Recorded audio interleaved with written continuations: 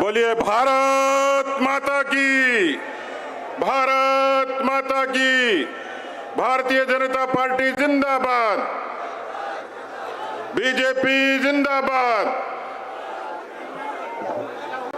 सम्मानित मंच पर उपस्थित आदरणीय अध्यक्ष जी, प्रदेश प्रभारी जी, नेता प्रतिपक्ष जी, हमारे सभी सम्मानित पदाधिकारीगण, सभी सम्मानित सांसदगण, विधायकगण और यहाँ पर उपस्थित कार्यकर्ता बहनों और भाइयों, आज का ये आगाज ये राजस्थान के इतिहास में अंजाम तक जाएगा।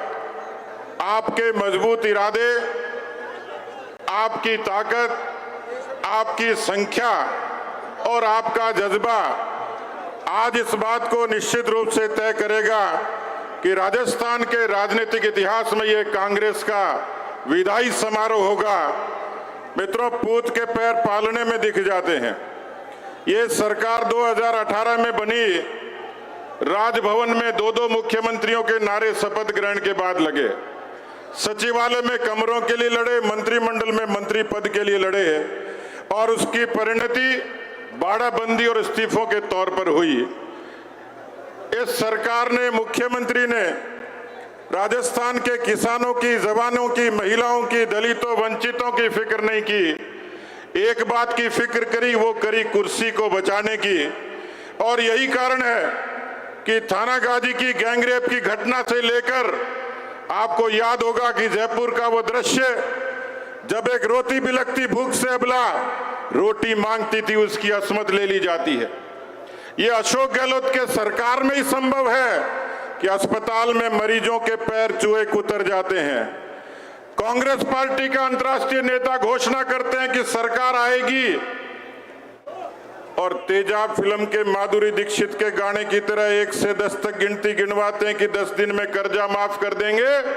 17 दिन हो गए, राजस्थान के 19,422 किसानों की जमीनें कुर्क हो गई। ये वही सरकार है जो बेरोजगारी पे कहती थी नौजवानों को रोजगार देंगे। अरे रोजगार तो नहीं दिया, लेकिन 2100 नौजवानों को आत्महत्याएं करनी पड़ी। ये राजस्थान की वही सरकार है जिसने जन घोषणा पत्र में कहा कि हम लोगों को सुरक्षा देंगे, लेकिन राजस्थान के इतिहास में 10,92,000 मुकदमे कभी दर्ज हुए, 17 बलात्कार रोज होते हैं, 7 हत्याएं रोज होती हैं। ये हत्यारी सरकार है। और जो सरकार का मुखिया ये कहता था कि हम जीरो टॉलरेंस की सरकार चलाएंगे, उन्होंने भ्रष्टाचार के सारे पैमाने तोड़ दिए। मित्रों, आज लाल डायरी का जिक्र होता है, नाथी के बाड़े का जिक्र होता है। आपके यहाँ किसी गरीब को पार्ले जी के बिस्किट के लिए तरसना पड़ता होगा, लेकिन ये वही सरकार है जिस मुख्यमंत्री की सरपरस्ती में सोने के बिस्किट सचिवालय में मिलते हैं। और इसलिए कार्यकर्ता साथियों, ये वो सरकार है जो कन्हैया लाल की हत्या की दोषी है। कन्हैया लाल का मर्डर क्यों हुआ? कन्हैया लाल की हत्या ये शासन पर सवाल तो खड़े करती है, समाज की विकृति पर भी सवाल खड़े करती है। इसलिए ये सरकार तुष्टीकरण की सरकार है। इस सरकार में तुष्टीकरण के इतने मामले हुए, और क्यों न होते।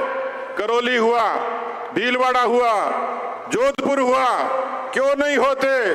जो सरकार रामनवमी पर प्रतिबंध लगाती,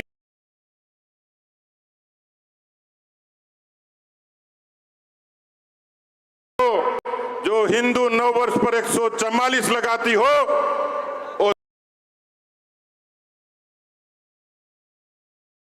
सरकार का मानसिक स्तर आप समझ सकते हैं। मैं निवेदन करना चाह रहा हूं कि आज का आगाज ये अंजाम तक जाए, केवल हमारी पार्टी को सत्ता तक पहुंचाने के लिए नहीं, राजस्थान के दलितों, वंचितों के आंसू पोंछने के लिए, उन अबलाओं को न्याय देने के लिए, उन किसानों को न्याय देने के लिए जो अवसाद में चले गए, जिनकी जमीनें नीलाम हो गई, इस माफिया सरकार से मुक्ति के लिए, क्योंकि ये सरकार माफियाओं की सरकार है। ये राजनीतिक माफिया हैं, ये पर्यटन माफिया हैं, ये शिक्षा माफिया हैं, ये भू माफिया हैं, ये शराब माफिया हैं, ये खान माफिया हैं, ये अपराध माफिया हैं, ये पुलिस माफिया हैं, ये किसान विरोधी माफिया हैं, ये नौजवान के पेपर लीक माफिया हैं।